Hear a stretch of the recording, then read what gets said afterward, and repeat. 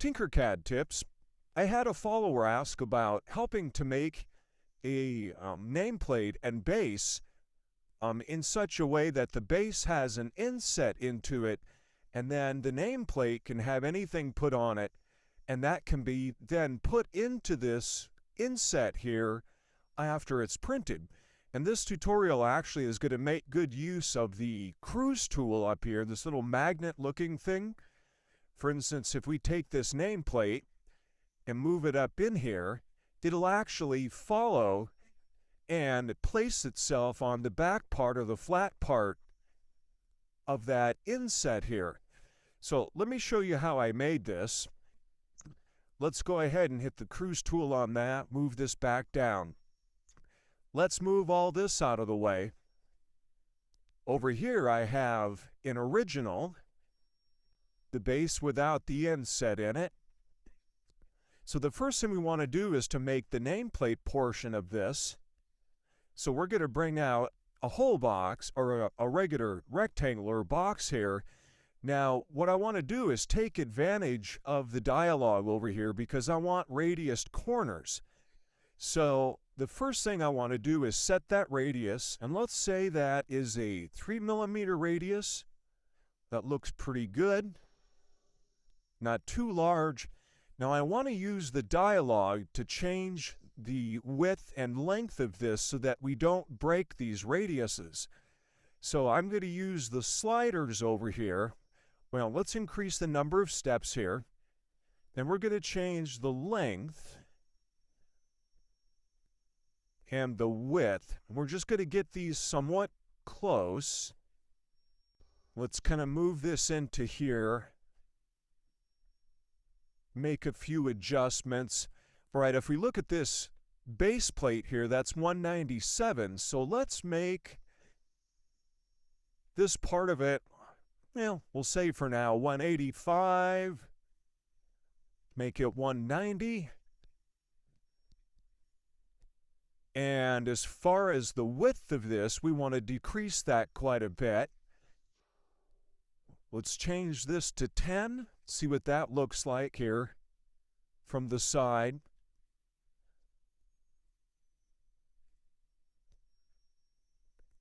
We rotate it for just a moment. Maybe make that 11. Okay, we're going to undo that till it goes back. There we go. We set 11 on the length. All right, now I want to cut off those rounded tops and bottoms to this. We're going to bring out a rectangle here.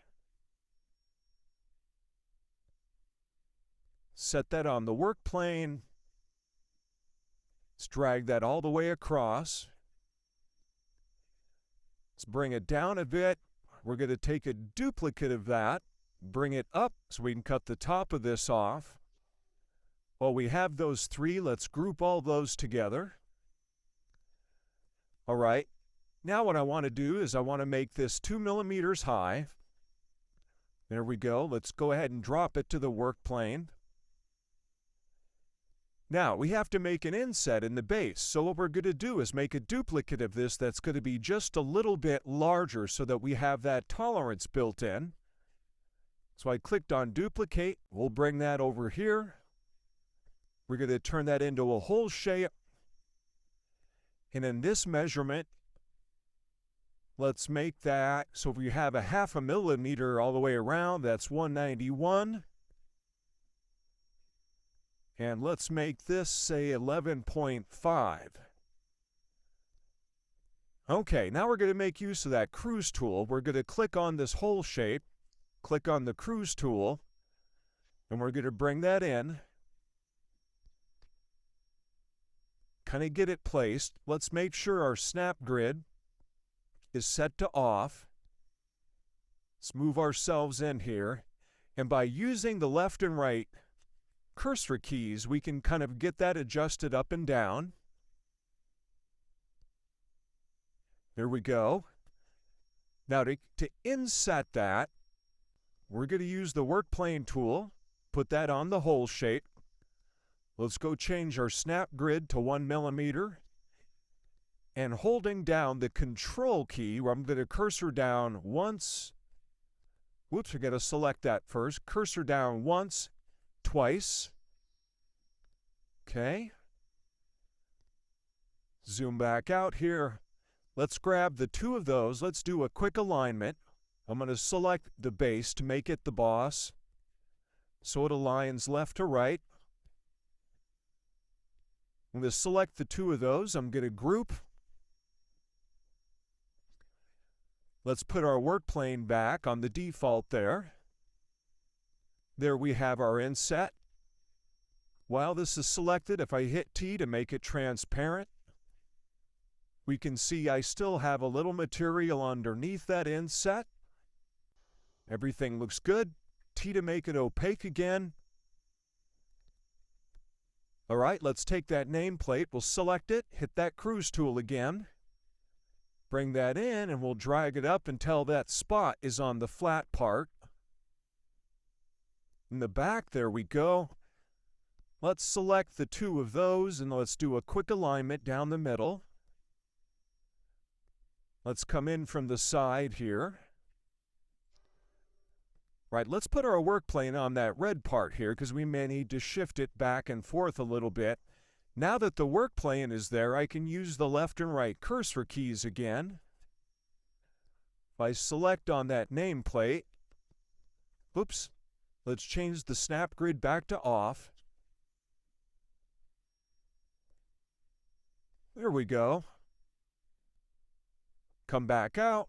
Let's put our work plane back on the default. There we go. And if we look in here, you can see that there's a bit of a gap.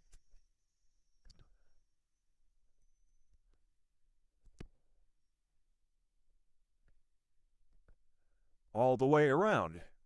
A little bit to the right, a little bit at the bottom and the top. There you go. Making use of the cruise tool can come in handy for something like this. Like, follow, and share. If you have any comments or questions, you know where to drop those.